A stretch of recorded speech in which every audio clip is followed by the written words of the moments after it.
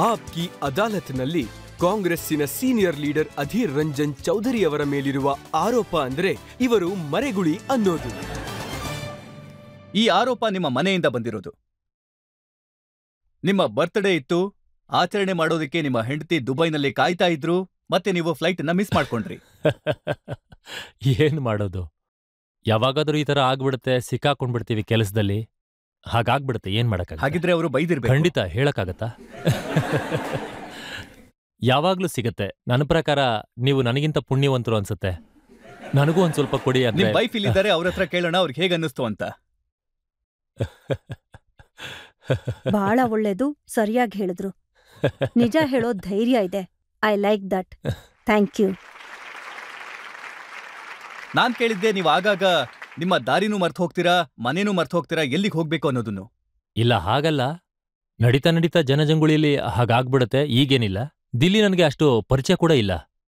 ಇದೊಳ್ಳೆ ಸುರುಳಿ ತರ ಇದೆಯಲ್ಲ ದಿಲ್ಲಿಲಿ. ದಿಲ್ಲಿ ರಸ್ತೆಗಳು ಅಂದ್ರೆ ಈ ಲುಟಿನಲ್ ದಿಲ್ಲಿದು ಅಷ್ಟೊಂದು ಹೆಚ್ಚು ನಾನು ಗುರುತು ಪರಿಚಯ ಕಡಿಮೆ ನನಗೆ. ಅದಕ್ಕೆ ಆಗಾಗ ಕೇಳ್ಕೋಬೇಕಾಗತ್ತೆ, ಈ ದಾರಿ ಯಾವ ಕಡೆ ಹೋಗುತ್ತೆ ಅಂತ ಕೇಳ್ತೀನಿ. ಹೀಗೆಲ್ಲ ಆಗತ್ತೆ ಯಾವಾಗ್ಲೂ. ಎಲ್ರಿಗೂ ಈ ತರ ಆಗತ್ತಲ್ಲ. ಬಹುಶಃ ನನಗೆ ಜಾಸ್ತಿ ಆಗತ್ತೆ. ಆದ್ರೆ ನಾನ್ ಕೇಳಿದ್ದೇನೆಂದ್ರೆ ಎಲ್ಲಾನೂ ಮರ್ತು ಬಿಡಬಹುದು, ಆದ್ರೆ ಫುಟ್ಬಾಲ್ ನೋಡೋದನ್ನ ಮರೆಯೋದಿಲ್ಲ. ಇಷ್ಟ ಆಗತ್ತೆ. ಹಾಗಾದ್ರೆ ವರ್ಲ್ಡ್ ಕಪ್ ನೋಡಕ್ ಹೋಗ್ತೀರಾ ನೀವು? ಹಾ, ಹೋಗ್ತೀನಿ. ಒಂದು ದಿನಕ್ಕೋಸ್ಕರ ಹೋಗ್ತೀನಿ. ಫೈನಲ್, ಅದು ಟಿಕೆಟ್ ಸಿಕ್ಕಿದ್ರೆ ಮಾತ್ರ. ತುಂಬಾ ಮಜಾ ಅಂದ್ರೆ ನಾನು ಹೋಗೋದಕ್ಕೆ ಪ್ರಯತ್ನ ಮಾಡ್ತೀನಿ. ಮೈದಾನದಲ್ಲಿ ಇತಿಹಾಸಕ್ಕೆ ನಾವು ಸಾಕ್ಷಿಯಾಗೋದು ಅಂದ್ರೆ, ಫುಟ್ಬಾಲ್ ಇತಿಹಾಸದಲ್ಲಿ ಸಾಕ್ಷಿಯಾಗೋದು ಅಂದ್ರೆ ನನಗೆ ತುಂಬಾ ಇಷ್ಟ ಆಗತ್ತೆ. ನಾನು ಸುತ್ತಾಡೋದಕ್ಕೆಲ್ಲ ಹೋಗಲ್ಲ, ಕೇವಲ ಫೈನಲ್ಗೆ ಹೋಗ್ತೀನಿ, ನೋಡ್ತೀನಿ, ಮತ್ತೆ ವಾಪಸ್ ಬಂದ್ಬಿಡ್ತೀನಿ. ಆದ್ರೆ ಚೆನ್ನಾಗನ್ಸುತ್ತೆ ನನಗೆ. ಅವಕಾಶ ಸಿಕ್ಕಿದ್ರೆ ತುಂಬಾ ಖುಷಿ ಆಗುತ್ತೆ, ಮತ್ತೆ ಮಜಾ ಬರುತ್ತೆ. ನನಗೆ ತುಂಬಾ ಖುಷಿ ಆಗುತ್ತೆ. ಜನರಲ್ಲಿ ಕೆಲವರು ಪ್ರಶ್ನೆ ಕೇಳೋದಕ್ಕೆ ಇಷ್ಟಪಡ್ತಾರೆ. ನನ್ನ ಪ್ರಶ್ನೆ ನಿಮ್ಮಲ್ಲಿ ಏನಂದ್ರೆ, ಯಾರನ್ನ ನೀವು ರಾಜಕೀಯದಲ್ಲಿ ದೊಡ್ಡ ಶತ್ರು ಅಂತ ಅನ್ಕೋತೀರಾ? ಮೋದಿ ಅವರನ್ನೋ, ಮಮತಾ ಬ್ಯಾನರ್ಜಿ ಅವರನ್ನೋ?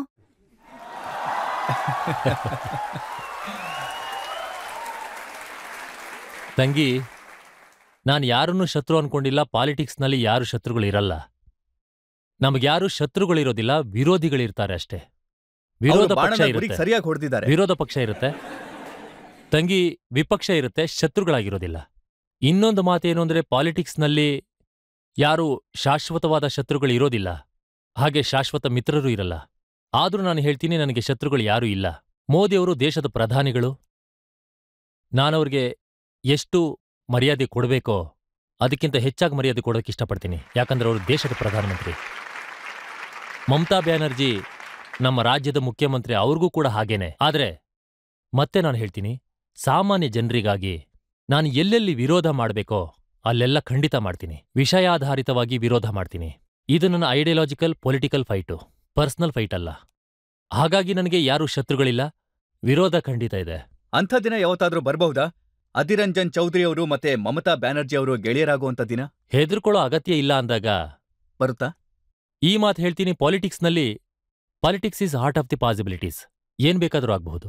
ಕೆಲವು ದಿನಗಳ ಹಿಂದೆ ಲಾಲು ಅವರು ರಾಹುಲ್ಗೆ ಮದ್ವೆ ಸಲಹೆ ನೀಡಿದ್ರು. ಅನ್ಕೊಂಡಿರೋದೇನು ಅಂದ್ರೆ, ಅವ್ರು ನಿಮ್ ಮಾತ್ ಕೇಳ್ತಾರೆ ಅಂತ. ಹಾಗಾಗಿ ನೀವ್ ಅವ್ರಿಗೇನು ಹೇಳಿಲ್ವಾ? ಇಲ್ಲ, ಇದನ್ನ ನನಗೆ ಹೇಳೋದಕ್ಕೆ ಅಷ್ಟು ಧೈರ್ಯ ಇಲ್ಲ.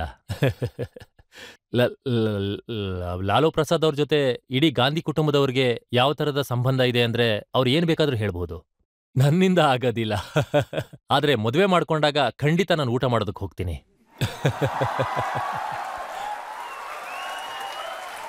ಅವ್ರ ಬಗ್ಗೆ ಹೇಳ್ತಾರೆ, ಅವ್ರು ಯಾವಾಗ್ಲೂ ಕಣ್ಣು ಹೊಡಿತಾರೆ, ಯಾವಾಗ್ಲೂ ಫ್ಲೈಯಿಂಗ್ ಕಿಸ್ ಕೊಡ್ತಾರೆ, ಪ್ರೀತಿ ಅಂಗಡಿ ತೆಗಿತಾರೆ. ನೋಡಿ, ಅವ್ರು ಏನ್ ಮಾಡ್ತಾರೋ ರಾಹುಲ್ ಗಾಂಧಿ ಅವ್ರನ್ನ ಅರ್ಥ ಮಾಡ್ಕೊಳ್ಳೋ ಪ್ರಯತ್ನ ಮಾಡಿದ್ರೆ ಒಳ್ಳೇದು. ರಾಹುಲ್ ಗಾಂಧಿ ಅವರು ತುಂಬಾ ಒಳ್ಳೆ ಮನುಷ್ಯ, ಪ್ರಾಮಾಣಿಕ ಮನುಷ್ಯ, ಸಾಕಷ್ಟು ಜ್ಞಾನ ಇದೆ. ಅವರು ಪ್ರತಿಯೊಂದು ಅವರ ತುಂಬಾ ಮಾತುಗಳು ತಿರುಚಿ ಪರಚಿ ಜನಗಳ ಮುಂದೆ ಒಂದು ತಪ್ಪು ಚಿತ್ರಣವನ್ನ ಇಡಲಾಗತ್ತೆ. ಇದು ಸರಿಯಲ್ಲ. ಯಾಕಂದ್ರೆ ರಾಹುಲ್ ಗಾಂಧಿ ಅವ್ರನ್ನ ಸ್ವಲ್ಪ ಅರ್ಥ ಮಾಡ್ಕೋಬೇಕು. ರಾಹುಲ್ ಗಾಂಧಿ ಅವರನ್ನ ಜನಸಾಮಾನ್ಯರು ಏನು ಆಲೋಚನೆ ಮಾಡ್ತಾರಲ್ಲ, ಅವ್ರ ಹತ್ರ ಹೋಗಿ ಮಾತಾಡಿದ್ರೆ ಅವ್ರು ಏನು ಅಂತ ನಿಮ್ಮೆಲ್ಲರಿಗೂ ಅರ್ಥ ಆಗತ್ತೆ. ಅದ್ ನಾನು ಹೇಳಬಲ್ಲೆ. ಯಾಕಂದ್ರೆ ಅವರು ಕಿಸ್ ಇತ್ಯಾದಿ ಆಗ ನಾನು ಇದ್ನಲ್ಲ ಆ ಸಮಯದಲ್ಲಿ ರಾಜಸ್ಥಾನ್ ಹೋಗ್ತಾ ಇದ್ರು. ಸದನದಲ್ಲಿ ಹೇಳಿ ರಾಜಸ್ಥಾನಕ್ಕೆ ಹೊರಟಿದ್ರು, ಯಾಕಂದ್ರೆ ಕೆಲಸ ಇತ್ತು ಅವ್ರಿಗೊಂದು ಸ್ವಲ್ಪ. ಯಾವುದೋ ಒಂದು ಸಭೆ ಬಗ್ಗೆ ಮಾತಾಡಬೇಕಾಗಿತ್ತು, ಸಮಯ ಕಡಿಮೆ ಇತ್ತು. ಅದಕ್ಕೆ ಹೇಳಿದ್ರು, ಓಕೆ ನಾನು ಎಲ್ರಿಗೂ ಹೊರಡ್ತೀನಿ ಅಂತ ಹೇಳಿದ್ರು. ಇದೊಂದು ಪ್ರೀತಿಯ ಸಂಕೇತ. ಇದನ್ಯಾಕೆ ಕೆಟ್ಟದಾಗಿ ನೋಡ್ಬೇಕು? ಇದ್ಯಾವ ಜೆಂಡರ್ನ ಗುರುತಲ್ಲ. ನಾವು ನಮಸ್ಕಾರ ಮಾಡ್ತೀವಿ, ಇದು ಸರಿ. ನೀವು ದೋಷನ ಹುಡ್ಕೊಂಡೋದ್ರೆ ಎಲ್ಲದರಲ್ಲೂ ದೋಷ ಸಿಗತ್ತೆ.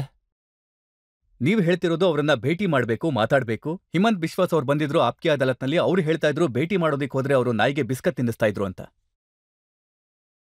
ನಾಯಿಗೆ ಬಿಸ್ಕೆಟ್ ತಿನ್ಸೋದು ಯಾವ ಪಾಪನೂ ಅಲ್ವಲ್ಲ, ಅದಕ್ಕೂ ಜೀವ ಇದೆ.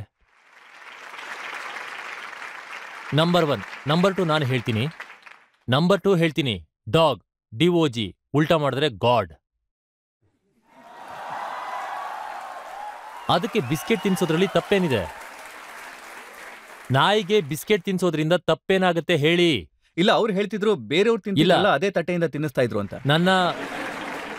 ನನ್ನ ಮನೆಯಲ್ಲಿ ಒಂದು ನಾಯಿ ಇದೆ. ವಯಸ್ಸಾಗೋಗಿದೆ, ಜನರು ಹೇಳ್ತಾರೆ ಓಡಿಸ್ಬಿಡು ಅಂತ. ನಾನಿಲ್ಲ, ಎಲ್ಲಿವರೆಗೂ ಜೀವಂತವಾಗಿರುತ್ತೋ ಅದು ನನ್ನ ಮನೇಲೇ ಇರುತ್ತೆ. ಅದ್ರಲ್ಲಿ ತಪ್ಪೇನಿದೆ?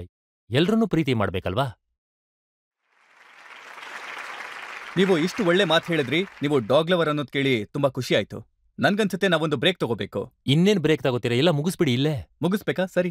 ನಾನು ನನ್ನ ಕಡೆಯಿಂದ ಒಂದು ಅಗತ್ಯವಾದ ಒಂದು ಮಾತು ಹೇಳೋದಿದೆ. ಇವತ್ತು ಪ್ರಶ್ನೆ ಕೇಳ್ದವರೆಲ್ಲ ನನ್ನ ಮನೆಯ ಅಕ್ಕ ತಂಗಿಯರ ಸಂಖ್ಯೆಯೇ ಹೆಚ್ಚಾಗಿತ್ತು. ಅದಕ್ಕೆ ನಂಗೆ ತುಂಬಾ ಖುಷಿ ಇದೆ. ನಾವೀಗ ಒಂದು ಬ್ರೇಕ್ ತಗೊಳ್ಳೋಣ. ಬ್ರೇಕ್ ಆದ್ಮೇಲೆ ಕೇಳೋಣ ಇವತ್ತಿನ ಮೊಕದ್ದಮೆ ಕುರಿತಾಗಿ ಇವತ್ತಿನ ಜಡ್ಜ್ ಪಂಕಜ್ ವೋರಾ ಅವರ ತೀರ್ಪನ್ನ.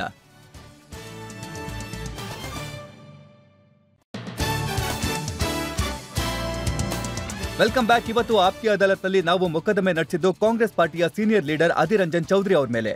ನಾವು ಅವರನ್ನ ಕೇಳಿದ್ವಿ ಅವರ ಹಿಂದಿನ ಜೀವನದ ಬಗ್ಗೆ, ಅವರ ರಾಜಕೀಯದ ಬಗ್ಗೆ, ಮಮತಾ ಬ್ಯಾನರ್ಜಿ ಅವರ ಬಗ್ಗೆ, ರಾಹುಲ್ ಗಾಂಧಿ ಅವರ ಬಗ್ಗೆ, ನರೇಂದ್ರ ಮೋದಿ ಅವರ ಬಗ್ಗೆ. ಅವರು ಪ್ರತಿಯೊಂದು ಪ್ರಶ್ನೆಗೂ ಮುಚ್ಚು ಮರೆ ಇಲ್ಲದೆ ನೇರವಾಗಿ ಉತ್ತರ ಕೊಟ್ರು. ಈಗ ಬಂದಿದೆ ಆಪ್ಕಿ ಅದಾಲತ್ನಲ್ಲಿ ಇವತ್ತಿನ ಜಡ್ಜ್ ಪಂಕಜ್ ವೋರಾ ಅವರ ತೀರ್ಪಿನ ಸಮಯ. ಅಧೀರ್ ರಂಜನ್ ಚೌಧರಿ ಅವರೆಂಥ ವ್ಯಕ್ತಿ ಅಂದ್ರೆ, ಇವರ ಕಾರಣದಿಂದಲೇ ಇವರ ಪಾರ್ಟಿ ಇಂದಿಗೂ ಬಂಗಾಳದಲ್ಲಿ ಜೀವಂತವಾಗಿದೆ. ಈ ನ್ಯಾಯಾಲಯ ಒಪ್ಪುವುದೇನೆಂದ್ರೆ, ಅಧೀರ್ ರಂಜನ್ ಚೌಧರಿ ಒಬ್ಬ ಫೈಟರ್. ಒಂದು ಕಡೆ ಅವರು ತಮ್ಮ ಪಾರ್ಟಿ ಒಳಗೆ ಸಂಘರ್ಷ ಮಾಡ್ತಿದ್ದಾರೆ ತಮ್ಮ ಸ್ಥಾನ ಗಟ್ಟಿ ಮಾಡ್ಕೊಳ್ಳೋದಕ್ಕೆ, ಮತ್ತೊಂದು ಕಡೆ ತಮ್ಮ ಪ್ರತಿಸ್ಪರ್ಧಿಗಳು ಯಾರಿದ್ದಾರೆ ಅವ್ರ ಜೊತೆ ಯುದ್ಧ ಮಾಡ್ತಿದ್ದಾರೆ. ಹಾಗೂ ಅಧೀರ್ ರಂಜನ್ ಚೌಧರಿ ಅವರ ಮೇಲೆ ಹೊರಿಸಿದ ಎಲ್ಲ ಆರೋಪಗಳೇನಿವೆ ಅದನ್ನ ಈ ನ್ಯಾಯಾಲಯ ತಿರಸ್ಕರಿಸುತ್ತೆ. ಮತ್ತು ಅವರಿಗೆ ಒಂದು ಸೂಚನೆ ಕೊಡೋದೇನು ಅಂದ್ರೆ, ಪಾರ್ಲಿಮೆಂಟ್ನಲ್ಲಿ ಅವರು ಬಾಂಗ್ಲಾದಲ್ಲಿ ಮಾತನಾಡಿದರೆ ಅವರು ಮಾತನಾಡಿದಾಗ ಆಗೋ ಮಿಸ್ಅಂಡರ್ಸ್ಟ್ಯಾಂಡಿಂಗ್ ಏನಿದೆ ಅದು ಕಮ್ಮಿ ಆಗುತ್ತೆ. ಈ ನ್ಯಾಯಾಲಯ ಅವರಿಗೆ ಏನ್ ಹೇಳುತ್ತೆ ಅಂದ್ರೆ, ಅವ್ರ ಬಗ್ಗೆ ಏನೇ ತೀರ್ಪಿದೆ, ಅವ್ರ ಫ್ಯೂಚರ್ದು, ಅವ್ರ ಭವಿಷ್ಯದ್ದು, ಅದನ್ನ ಕೇವಲ ಜನರು ಮಾತ್ರವೇ ಮಾಡಬೇಕು ಮತ್ತು ಅವರನ್ನ ಜನರ ಮಧ್ಯದಲ್ಲೇ ಇಡೋಣ.